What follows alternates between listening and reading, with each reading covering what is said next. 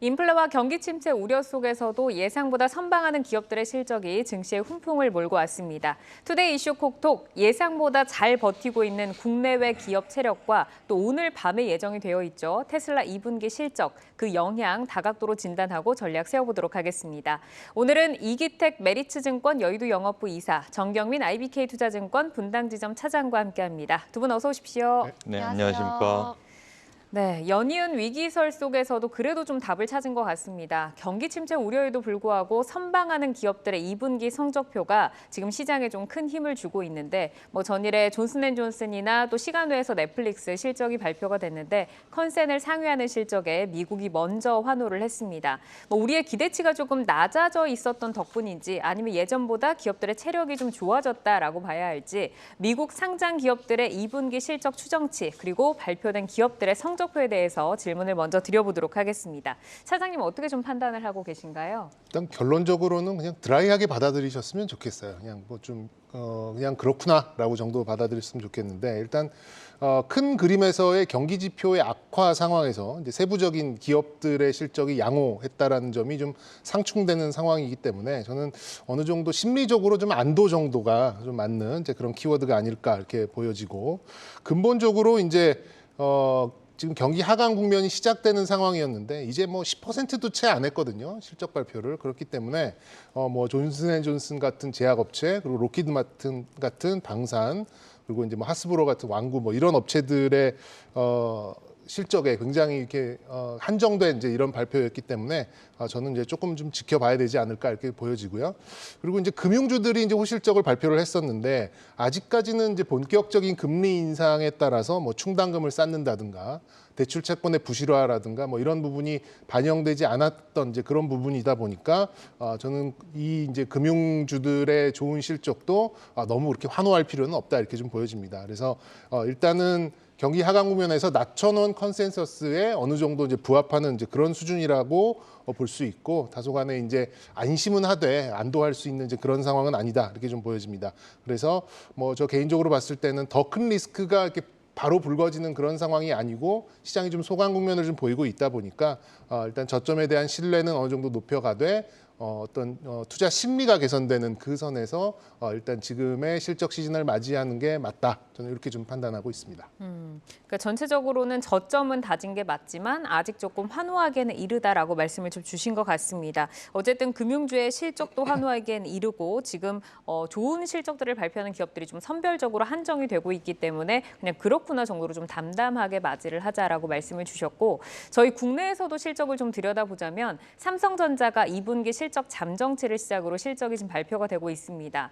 삼성전자도 우려했던 것보다는 좀 예상보다 선방한 결과로 단기 반등을 좀 시작을 했고 근데 일부분에서는 호실적을 발표하는 기업들의 경우에 앞으로 경기 둔화에 대한 우려가 있기 때문에 또 피크아웃에 대한 논란도 끊이지 않고 있는데 국내 기업의 2분기 실적 컨센서스 그리고 향후 성장 추이 어느 정도로 보실까요? 네, 삼성전자가 예상치를 소폭 하회했죠. 근데 사실 생각보다는 나았기 때문에 지금 아까 정경민 차장이 얘기했던 것처럼 실적보다 주가가 우선시돼서 빠졌잖아요. 그리고 실적 추정치는 계속해서 감익되지 않고 있는 상황이거든요. 그러니까 이제 경기 지표라든가 모든 지표를 봤을 때 애널리스트 추정이 가장 까다로운 시기가 2분기에서 3분기가 되지 않을까 싶어요. 왜냐하면 인플레이션이라든가 모든 원자재 가격 상승분이 2분기 때 어떻게 나오냐에 따라서 추정치를 꺾을 수가 있는 상황으로 후행적으로 가기 때문이죠. 숫자로 말씀을 드리자면 2분기 지금 현재 실적 예상치는 78조, 이익은 15조였는데 발표치가 77조, 14조였습니다. 그러니까 소폭 하회한 건데 생각보다는 선방했다라는 내용이고요.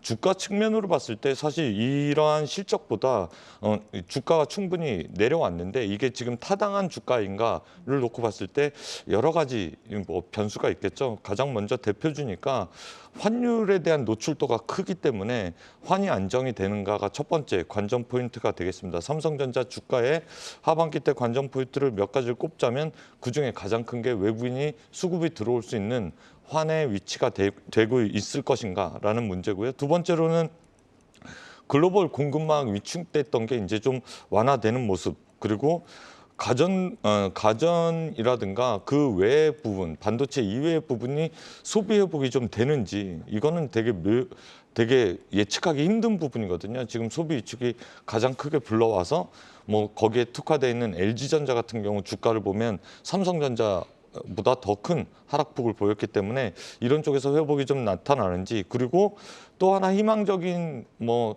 희망 회로를 돌리자라고 하면 인텔에서 CPU를 계속해서 신작 CPU를 발표하는 것을 늦추고 있거든요. 이게 사파이어 래피드 양산 시점이 사실 이제 작년 중반이었는데 말해서 올해 중순까지로 1년 이상 늦춰진 거기 때문에 이게 인텔에서 4대 CPU가 나오면 거기에 맞춰서 DDR5가 판매가 될 것이기 때문에 인텔 차세대 CPU 언제쯤 출시가 되고 양산이 되는지 그런 일정을 좀 챙겨봐야 되는 게 관전 포인트가 되지 않을까 그렇게 생각이 됩니다.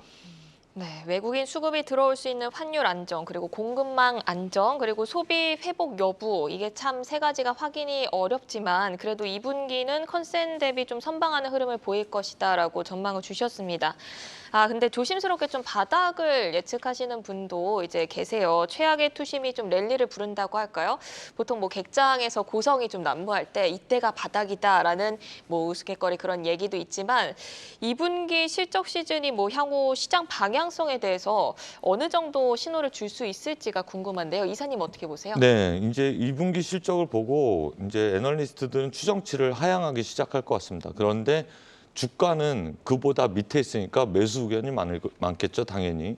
그러니까 뭐 예를 들어서 삼성전자를 예를 들면 삼성전자 지금 6만 원인데 원래 적정 주가가 10만 원이었던 것들이 이제 9만 원, 9만 원대 초중반 이렇게 내려와도 지금 현재 주가 6만 원 대비해서는 50% 상승 여력이 있기 때문에 목표 주가는 하향하지만 매수 의견은 나간다, 그렇게 볼 수가 있겠거든요. 예를 든 것입니다. 그런데 이러한 컨센서스들이 비단 삼성전자뿐만이 아니라 나머지 대기업에서도 나타날 수 있기 때문에 2분기 때는 호실적을 보이는 옥석 가리기가 될 수 있고 여기서 주도주에 대한 싹이 트는 분기가 되지 않을까 그렇게 보여집니다. 왜냐하면 그동안의 글로벌 악재 속에서도 불구하고 호실적을 2분기 때 보였다라고 하면 기업의 기초 체력이 아직 남아있구나, 그런 투자자들이 판단을 할 것이고요. 그러한 기초 체력이 있는 쪽이 어딘가를 살펴볼 수 있는 게 2분기이기 때문에 제가 업종으로 좀 말씀드리자면 완성차 업체가 괜찮을 것 같고요. 그다음에 조선 방산 기업들이 기초 체력이 올라오는 구간으로 컨센서스가 상향되는 그런 모습이 나타나지 않을까 그렇게 보여지고 있습니다. 네, 2분기는 옥석 가리기라는 분기가 될 것 같은데 완성차 그리고 조선 방산까지 좀 컨센서스를 상회할 수 있는 그런 업종으로 꼽아 주셨습니다. 그러면 단기 랠리의 상단을 어디쯤으로 좀 잡아야 할지 감이 안 잡히는데요. 네. 실적 시즌 실적주로 눈여겨볼 만한 섹터 정경민 차장님은 어디로 보고 계세요? 네, 좀 비슷한 의견이에요. 이기택 이사와 좀 비슷한 의견을 가지고 있는데 사실 랠리라고 하기에는 너무 좀 작죠. 그래도 100포인트 정도 올라온 것 같고 랠리라고 보기에는 조금 아쉬운 점은 좀 있긴 있습니다. 거래 대금이 또 워낙 좀 줄었기 때문에 시장이 이제 굉장히 좀 수동적으로 움직일 걸로 보고, 그렇게 본다면 역시 이제 환율 지표에 우리 시장이 가장 좀 민감하게 움직일 가능성이 높다라고 좀 예상하고 있습니다. 그래서 일단 1차적으로는 한 1,300원 정도가 맞닿는 한 2,450선 전후 이렇게 좀 가늠을 하고 있고요. 2차적으로는 이제 하반기 환율의 이제 하단선을 보고 있는 1,240원에서 50원대를 좀 맞닿아 있는 2,500선 후반에서 2,600선 초반 이 정도를 하반기에 좀 목표 주가로 좀 보고는 있는데, 일단 섹터로 보자면 역시 이제 코스피 쪽은 최근 한 이틀 동안에 강한 반등이 나왔었던 대형 금융사들, 여기에서 이제 아무래도 좋은 실적이 나올 것 같고, 정유나 제약, 그리고 코스닥으로 봤을 때는 이제 2차 전지 양극재랑 엔터 이 정도가 이제 추정치보다는 조금 더 잘 나올 걸로 이렇게 좀 예상을 하고 있고, 예상치를 충족시킬 섹터는 역시 이제 자동차와 음식료, 반도체 쪽에서는 기판 이 정도로 좀 파악을 하고 있어요. 그래서 이런 것들을 좀 종합을 해봤을 때는 하반기에 실적 모멘텀으로 이어질 수 있는, 그러니까 말 그대로 탄력을 보이면서 실적이 계속 늘어나려고 하는 성질을 보이려고 좀 예상되는 그런 업종은 역시 대형 제약사와 자동차 이런 정도로 좀 꼽아볼 수 있겠습니다. 네, 두 분 다 이제 눈여겨볼 수 있는 것을 완성차 그리고 이제 자동차 쪽으로 꼽아주셨습니다. 그럼 자동차로 조금 이동을 해서 질문을 드려보고 싶은데 지금 이제 오늘의 저희 주제가 예상보다 잘 버티는 기업 2분기 실적 시즌을 중심으로 좀 이슈에 대해서 이야기를 나누고 있습니다. 오늘 밤에 이제 자동차의 대표적인 업체죠. 테슬라가 2분기 실적을 발표를 하는데 중국 상하이 봉쇄 그리고 비트코인 가치 하락 등으로 월가의 2분기 실적 눈높이가 사실 점차 지금 좀 하향이 되고 있습니다. 전일에 넷플릭스 같은 경우에도 뭐 구독 취소를 한 사람이 200만 명이 될 것이다라고 생각을 했는데 97만 명이 감소를 하더라라고 해서 지금 컨센을 좀 뛰어넘은 거잖아요. 테슬라의 실적 추정치가 어느 정도 될지 궁금한데 차장님 어느 정도 예상하세요? 이미 추정치를 왕창 낮춰놨죠. 1분기에는 이제 그러니까 EPS 기준으로 이제 3달러를 넘어서는 이제 그런 실적을 발표했습니다만 지금 뭐 2달러만 넘어도 굉장히 잘 나온 것이다 이렇게 좀 시장에서 인식을 하고 있는 것 같아요. 시장 컨센서스는 1.83달러입니다. 그렇다 보니까 여기에 이제 영향을 줬던 게 아무래도 이제 보유하고 있는 비트코인 그리고 이제 점유율 하락 또 판매량 하락 뭐 이런 것들의 국면을 어느 정도 좀 반영시킨 아주 눈높이를 많이 낮춘 이제 그런 컨센서스다라고 좀 볼 수 있는데 뭐 저는 근본적인 문제는 역시 이제 자동차 판매량입니다. 어쨌든 현재 뭐 자동차 판매량을 늘릴 수 있을 것인가에 대해서는 좀 의문부호가 좀 켜진 그런 상태로 볼 수 있겠고 인플레 상승치를 판가에 전가시키려고 하고는 있습니다만 그렇게 될 경우에는 아무래도 이제 점유율에서 다른 선택지가 지금 많아졌잖아요. 우리가 뭐 거의 100년 가까이 자동차를 생산했었던 그런 경쟁사들이 속속들이 이제 전기차 모델들을 좀 뽑아내고 있고 그렇기 때문에 이제 이 선택지가 많아진 상황에서 소비자들이 지속적으로 테슬라를 선택할 것인가에 대한 의문은 좀 강하게 남아 있는 거고요. 그리고 하반기에는 애플카의 시제품 출시가 있고 그리고 이제 전체 자동차 섹터에서 좀 수급을 일부 갉아먹을 수 있는 이벤트인 포르쉐의 IPO도 있습니다. 그런 것들을 좀 감안해 봤을 때는 실적적인 면 외에 다른 좀 투자 심리에 영향을 줄 만한 그런 요인도 좀 남아 있다고 생각이 들어요. 그리고 이제 하반기만 놓고 보더라도 중국의 추가적인 봉쇄도 좀 예상되는 그런 상황이고 아직까지는 뭐 테슬라가 뭐 40% 50% 가까운 절대적인 위치에 있습니다만 말씀드린 대로 아까와 같은 이제 그런 시장 지위를 누릴 수 있을 것인가에 대한 의구심도 좀 남아 있는 것 같고 해서 3달러 정도의 EPS를 곧바로 이렇게 회복하기에는 쉽지 않은 그런 상황이 아닐까라는 생각이 듭니다. 그리고 비트코인에 대한 영향력도 좀 커지는 그런 상황에서 뭐 지금 720불인가요? 30불 좀 안 되는 걸로 알고 있는데 곧바로 800불대를 다가서기에는 다소 무리가 있다라고 조금 무거운 말씀을 드려야 될 것 같습니다. 컨센서스가 지금 이제 시장의 기대치가 지금 많이 낮춰져 있다라고 말씀을 해주셨습니다. 그러면서 이제 판매량이 중요하다라고 하셨는데 상해가 이제 봉쇄를 했었기 때문에 그 부분이 이번 실적에 이제 반영이 되면 아무래도 이제 시장이 우려를 하는 것처럼 좀 잘 나오지 않지 않을까라는 생각이 들고 지금 테슬라가 계속해서 가격을 올리고 있는데 과연 판가에 전가를 시켰을 때 그 독보적인 시장의 1위라는 지위를 유지할 수 있을 것인가 이 부분도 좀 지켜보자라고 말씀을 주셨습니다. 이제 상하이 봉쇄를 저희가 보자고 하면 국내 2차 전지주와도 큰 연결고리가 좀 있잖아요. 네. 이 부분 관련해서는 어떻게 보실까요? 예, 뭐 일단 지금 상하이 봉쇄를 하더라도 하반기 때 저희가 상반기 때 작년 말에 나타났던 그런 모습이 중국에서 나타날 가능성이 높다. 개인적으로는 그렇게 보여지고요. 왜 이런 말씀을 드리냐면 중국에서 이미 mRNA 계열 백신을 개발하고 있고 8종을 개발하고 있습니다. 그래서 이제 추가적인 접종에 들어갈 것 같고 그 접종이 거의 완료되는 시점이 시진핑 이제 3연임하는 그 시점하고 맞닿아 있거든요. 그러니까 경기 회복을 위해서라면 사람들이 활동을 하게끔 하려고 하는 그런 움직임이 정책적으로 나타나 있다. 그렇게 보여집니다. 그러니까 테슬라가 중국 관련된 악재는 최고의 악재는 상반기에 끝났다. 그렇게 관련돼서 연장선상에서 생각을 하시면 되겠고요. 그렇다라고 하면 테슬라 주가가 지금 타당한가를 놓고 봐야 되는데 저 개인적으로는 경쟁자 테슬라와 넌 테슬라 쪽에서 경쟁자들이 너무 선전하고 있다라고 말씀을 드릴 수가 있겠습니다. 지금 현재 제가 오늘도 방송 전에 테슬라 모델 S 가격을 놓고 봤는데 지난달인가 지지난달까지만 해도 1억 1천만 원이었는데 지금 1억 5천만 원이거든요. 네. 그런데 지금 1억 5천만 원 하면 저한테 포르쉐를 살래, 테슬라를 살래, 테슬라는 뭔데? 이런 생각을 하게끔 하거든요.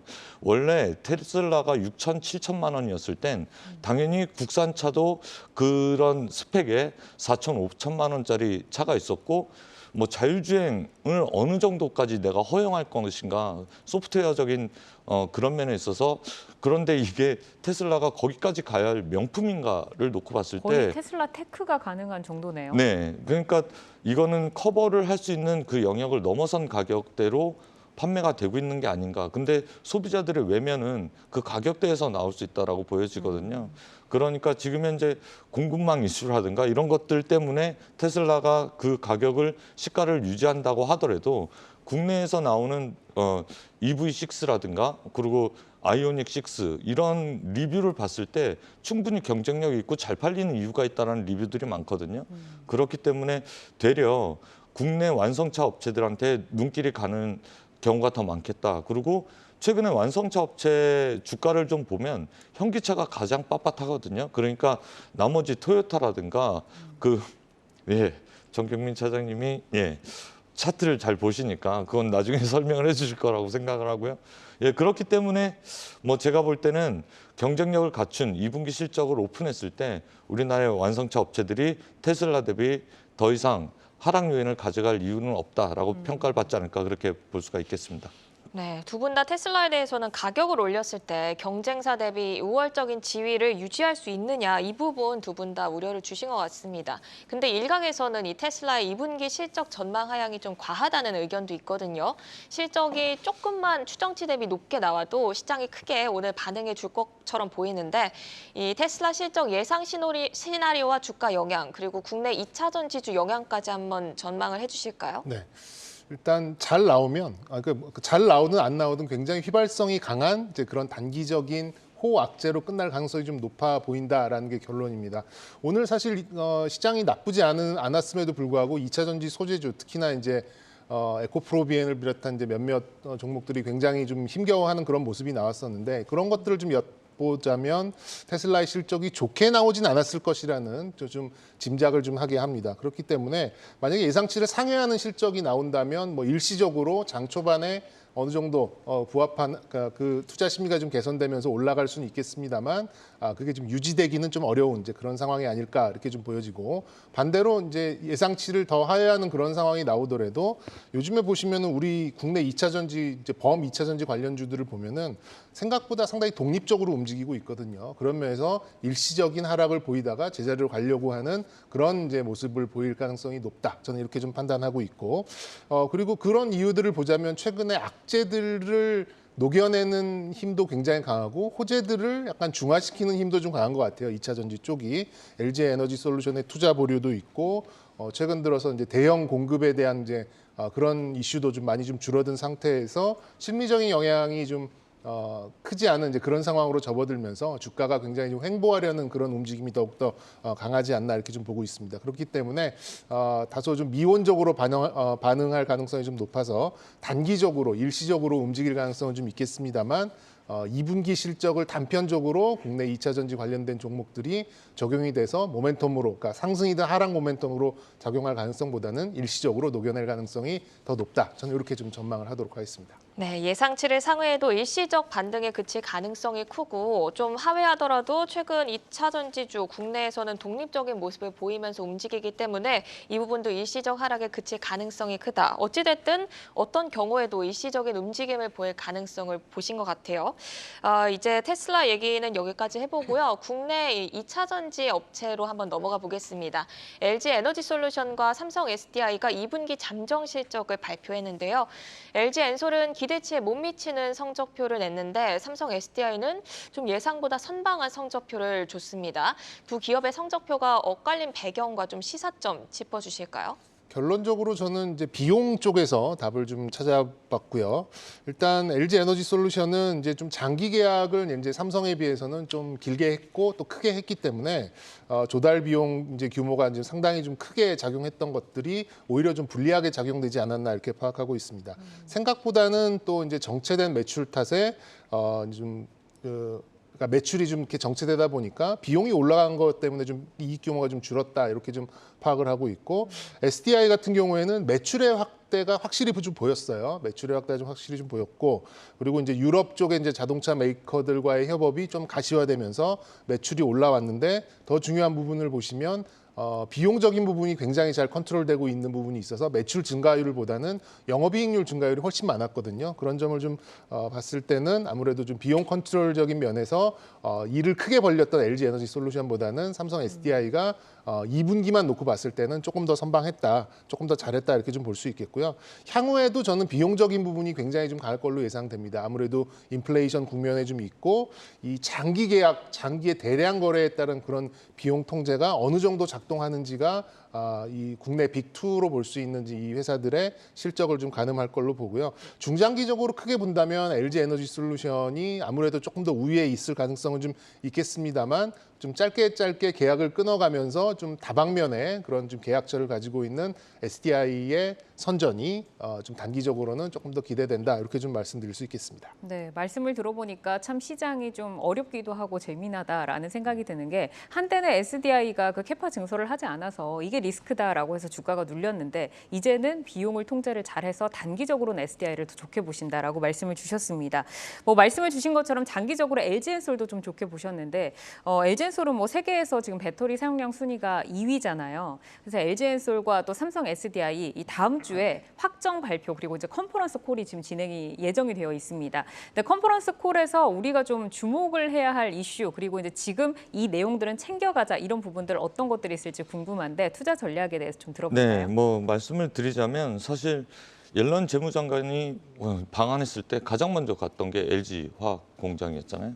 결국에는 세계 블록화가 되고 진짜 긴 시계열로 보면 뭐 바이든도 우리 왔을 때 삼성부터 들렸던 이유가 결국 우방 챙기기고 거기서 제조를 잘하는 나라가 어딘가 그리고 결국에는 세계 블록화가 됐을 때 우리가 물량을 공급을 잘 받아서 경쟁 우위에 진입할 수 있는 그 소재가 무엇인가로 놓고 봤을 때 반도체하고 배터리는 무조건 챙기자라는 포석이 깔려 있는 거거든요. 네. 그래서 긴 시계열로 봤을 때는 확실한 전방이 열려 있는 성장 산업이다. 누구나 의심할 수 없는 부분인데 다만 1분기 때하고 같은 연장선상에서 발라서 좀 봐야 될 필요성이 있다라고 말씀을 좀 드리겠습니다. 1분기 때 어떤 일이 있었냐면요.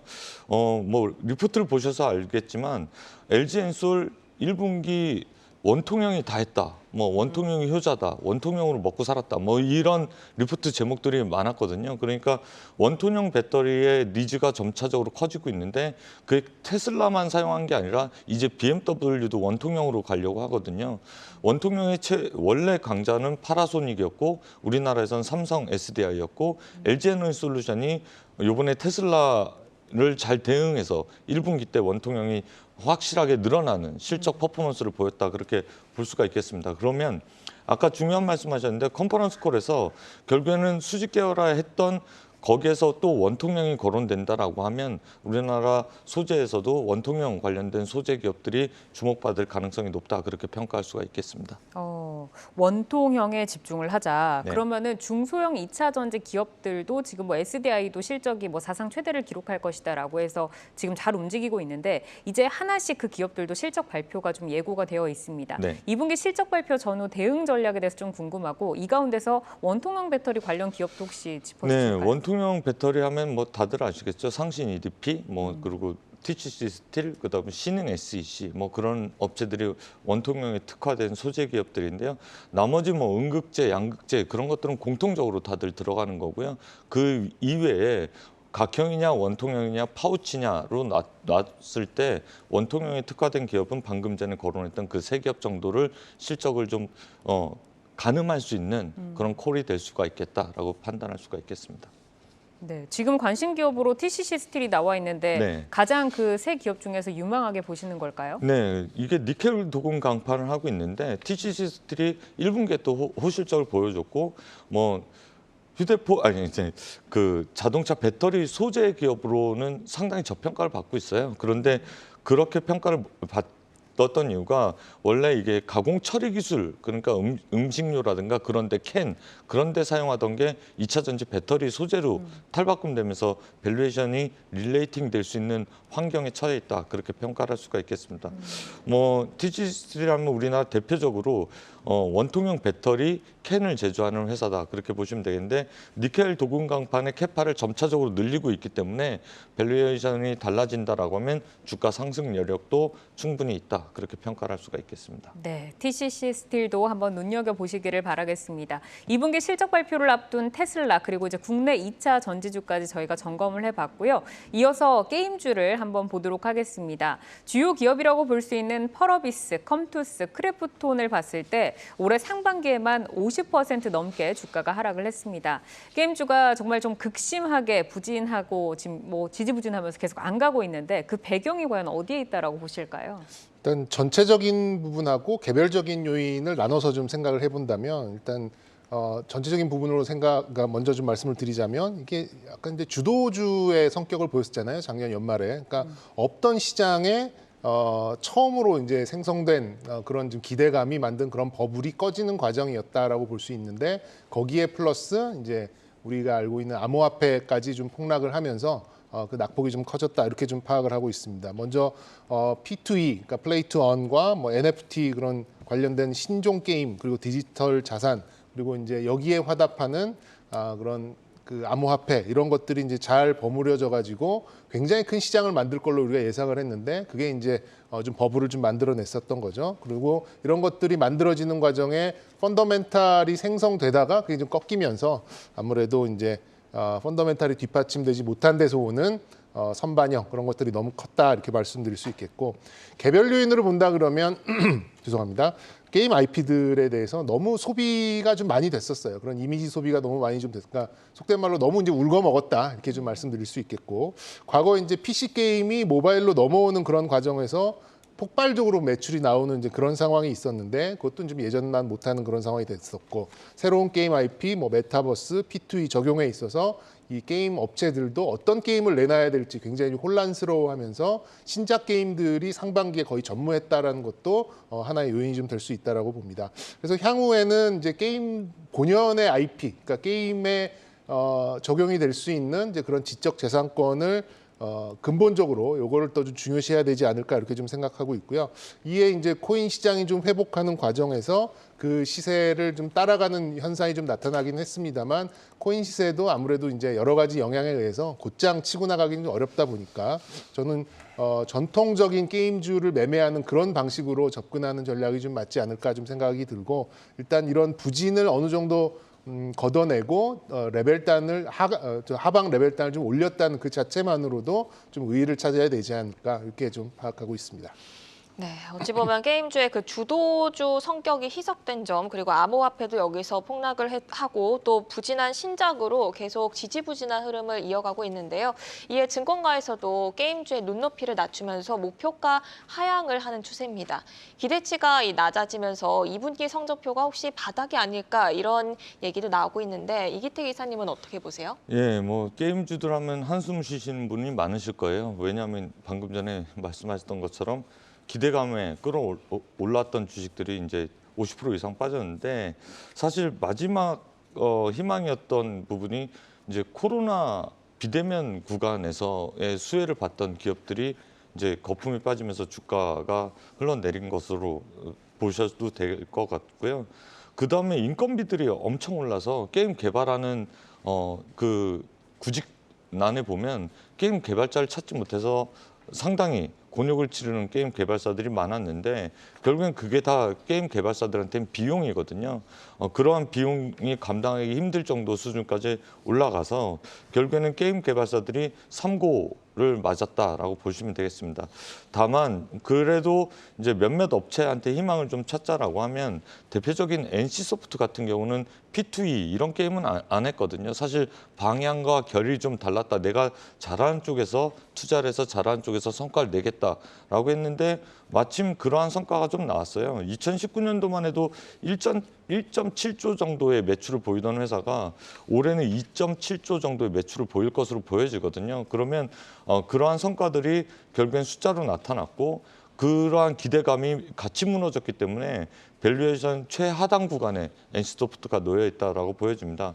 그렇기 때문에 뭐 장기적인 투자자라고 하면 NC소프트 같이 뭐 거품이 있었던 종목이 아니었기 때문에 신작 게임에 발맞춰서 실적을 낼 수 있는 기업이다라고 하면 지금 저점 매수 구간으로 다가와 있는 게 아닌가 그렇게 보여집니다. 밸류에이션 측면으로 봤을 때 제가 이 종목이 PER 16배, 15배 이렇게 받았던 걸 본 적이 없거든요. 최하단 구간이 30배였는데 올해 16배 정도 PER 구간이기 때문에 이렇게 돌린다라고 하면 시계열이 한 4, 5년 정도 주가 수준으로 돌아가는 거예요. 그런데 실적과 이익은 그 이상으로 났기 때문에 주가에 어느 정도 바닥 시그널은 보인 것이다. 그렇게 평가를 할 수가 있겠습니다.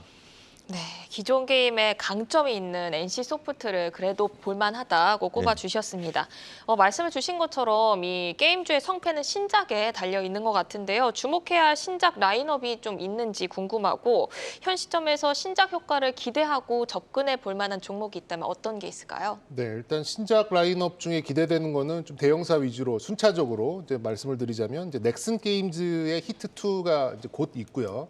그다음에 이제 매그넘이라는 게임도 넥슨 게임즈가 이제 곧 출시할 걸로 예상되고 펄어비스의 붉은 사막, NC소프트의 프로젝트 TL, 프로젝트 E 요 정도가 좀 대표적인 이제 그런 부분이고 아직 확정적이진 않습니다만 이제 한빛소프트의 그라나도 에스파다 뭐 이 정도가 과거에 이제 많은 유저들을 모았었던 이제 그런 게임들을 좀 볼 수 있는데 아무래도 이제 폭발력과 확장성은 이제 작년 말에 좀 이렇게 굉장히 좀 큰 폭의 상승을 보였었던 이제 그런 종목들보다는 좀 못할 수는 있겠습니다만 기존의 성공적인 좀 IP를 좀 가지고 있던 그런 후광을 가지고 있다라는 점에서 굉장히 좀 기대를 가지고 있고 그리고 국내 게임들이 굉장히 약했던 부분이 콘솔 게임이에요. 이제 콘솔 게임들도 이제 하나 둘씩 출시가 좀 되고 있다라는 점에서 아직 시장은 반등을 했는데 반등을 못했던 대형 게임주들은 아직은 바닥권에 놓여 있거든요. 그래서 이제 바닥권에서 종목을 찾는 분들한테는 저는 대안이 될 수 있다 이렇게 보여지고 말씀드린 대로 이제 가장 출시가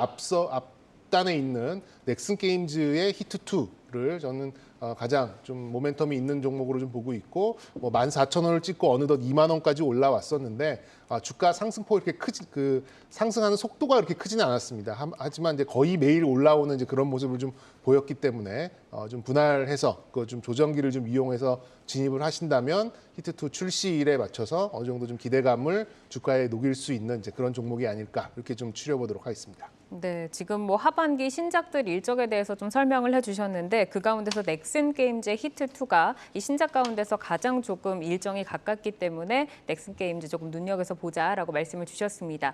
자, 그러면 이어서 넷플릭스와 콘텐츠주 톡으로 좀 넘어가 보도록 하겠는데요. 넷플릭스가 뭐 2분기에 어쨌든 예상치를 넘어서긴 했습니다. 그러면서 시간에 주가가 반응을 했죠. 7% 넘게 상승을 했는데 국내 콘텐츠 관련주에도 오늘 훈풍이 불어왔습니다. 최근에 뭐 넷플릭스 관련 제작사나 OTT의 경우에는 실적에 대한 우려가 좀 있어서 흐름이 좀 좋지 못했는데 넷플릭스의 실적에 대해서 어떻게 좀 평가를 하시는지 그리고 이어서 국내 OTT 업체들 성장 어디까지 좀 갈 수 있다라고 보실까요? 저는 뭐 넷플릭스가 이번에 이제 사실 우려가 심했죠. 주가가 80% 정도 빠졌는데 넷플릭스여서 그렇지 만약에 여타 업체가 주가가 80% 빠지면 사실 투자자들은 상당히 이거 없어지는 회사 아니야? 라고 예전에는 여길 정도로 그런 상황이 된 것인데 사실은 이게 환율 효과도 있다라는 코멘트를 한 것으로 알고 있어요. 그러니까 우리하고 반대잖아요. 달러가 강세면 우리가 원래 11,000원 결제했는데 9,000원만 결제하는 그런 효과가 넷플릭스에서 나타났기 때문에 이익이 감소되는 그래서 달러가 다시 또 약세로 전환이 되면 그 넷플릭스의 수익은 올라가는 그런 구조라고 코멘트가 나온 것으로 알고 있습니다. 그래서 사실은 하반기 때 달러가 좀 안정이 되면 자기네 컨퍼런스 때에서는 앞으로 이익 전망은 어느 정도 커버가 될 것이다 그렇게 얘기를 한 것으로 알고 있고요. 2분기 때 200만 명 정도 감소가 될 것으로 봤는데 예상보다는 적게 감소했다라는 부분이 안도하게 한 것이고요. 주가가 그동안에 낙폭 과대였다라는 부분들이 나타났기 때문에 지금 현재 3분기 때 다시 100만 명 정도 증가로 전망을 했다라고 하면 넷플릭스 주가는 하방이 잡힌 것 같다라고 평가할 수가 있겠습니다. 네, 어떻게 보면 넷플릭스가 강달로 좀 피해를 본 경향이 있네요. OTT 업체 좀 얘기를 하고 싶은데요. OTT 업체 부진 속에 이상한 변호사 우영우와 여름 영화 신작의 흥행으로 이 콘텐츠 제작사들은 요즘 좀 좋았습니다. 그 스타트를 끄는 게 A스토리였는데요. 이외에도 다른 이 콘텐츠주들도 따라가면서 좀 키 맞추기를 하는 그런 모습을 보이고 있는데 하반기 모멘텀을 이어갈 수 있을까요? 저는 모멘텀에 대해서는 크게 자신은 없습니다. 솔직히 좀 모르는 부분이고요. 그러니까 이상한 변호사 우영우도 사실 그 전에는 흥행을 알고 있었던 사람이 없었잖아요. 1회, 2회에 시청률을 보고 그 다음에 이제 이 주식 시장이 좀 반응한 거기 때문에 하반기에 뭐 여러 가지의 이제 그런 작품들이 좀 예정은 되어 있습니다만 차라리 그거는 이제 개봉 후에 이틀의 어떤 그 시청률을 보고 판단하는 게 좀 맞지 않을까라 보고 저는 그거보다는 차라리 영화 쪽이 조금 더 대응하시기 좀 편할 것 같아요. 그래서 지금 뭐 코로나가 조금 다시 올라오는 게 좀 부담이긴 합니다만 좀 1,000만이 예상되는 그런 영화들이 그래서 개봉 그리고 뭐 500만, 1,000만 이렇게 관객 수가 흘러가는 것들을 보고 대응을 하는 그런 포인트를 잡는다면 저는 OTT보다는 오히려 좀 영화 쪽에서 하반기는 좀 기회를 잡으셨으면 어떨까 이렇게 말씀드리고 싶습니다. 네, 그러면 이제 콘텐츠 관련주에 대해서 우리가 투자를 어떻게 해야 될지 전략을 좀 들어봐야 할 것 같은데 수진 앵커가 뭐 언급한 것처럼 A스토리가 많이 올랐다가 지금 좀 조정을 받고 있잖아요. 그러면 저희가 어떤 점 좀 유의를 해야 할지 전략 한번 세워주시죠. 예, 전방에서 잡혔기 때문에 이제 컨텐츠들은 안정을 좀 찾을 것으로 보여집니다. 그동안 주가의 하방 압력을 눌렀던 것은 넷플릭스 주가 조정이라고 보여지고요. 판매할 곳은 많아졌습니다. 디즈니도 있고 우리나라 OTT 업체들도 있기 때문에 드라마 제작사나 영화 제작사를 들은 실적 개선이 앞으로 전망이 밝다 그렇게 볼 수가 있겠고 사실 예전처럼 미리 매수하는 그런 기회는 많지 않을 것으로 보여집니다. 왜냐하면 지리산 같은 경우 투자자들의 실망 매물이 엄청나게 나왔었거든요. 지리산이 대작이고 어느 정도 투자 금액이 들어갔고 해서 미리 선제적으로 기대감 정도로 들어갔던 사람들이 결국엔 지리산 1, 2편 보고 실망 매물이 나온 그런 사례가 있기 때문에 투자를 하겠다라고 하면 확인하고 들어가도 늦지 않은 그런 환경이 조성은 됐다. 그렇게 평가를 할 수가 있겠습니다. 네, 반응을 보고 들어가도 늦지 않는다. A스토리를 보면은 늦지 않을 것 같습니다.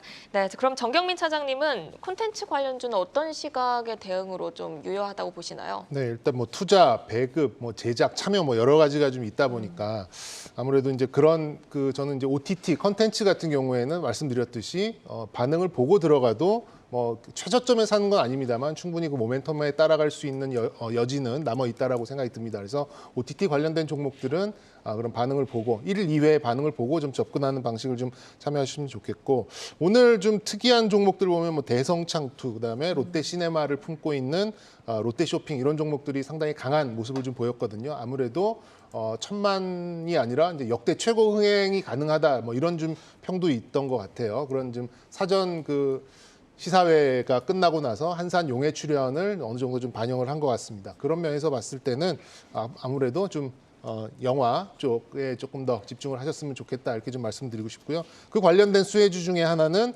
위직 스튜디오인데 아직 알려진 게 좀 없거든요. 그런 것들을 좀 감안하시면 CG 쪽에 참여한 업체의 지분을 가지고 있는 위직 스튜디오도 한번 한산 용해 출연의 관련주로 보셨으면 좋겠습니다. 네, 정경민 차장님은 영화 쪽 그중에서 위즈익 스튜디오를 좀 꼽아주셨습니다.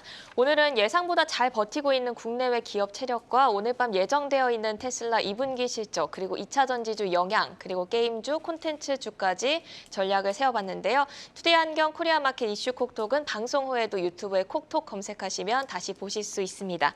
오늘 함께해 주신 이기택 메리츠증권 여의도영업부이사 정경민 IBK 투자증권 분당지점 차장은 여기서 인사드리겠습니다. 고맙습니다. 수고하셨습니다.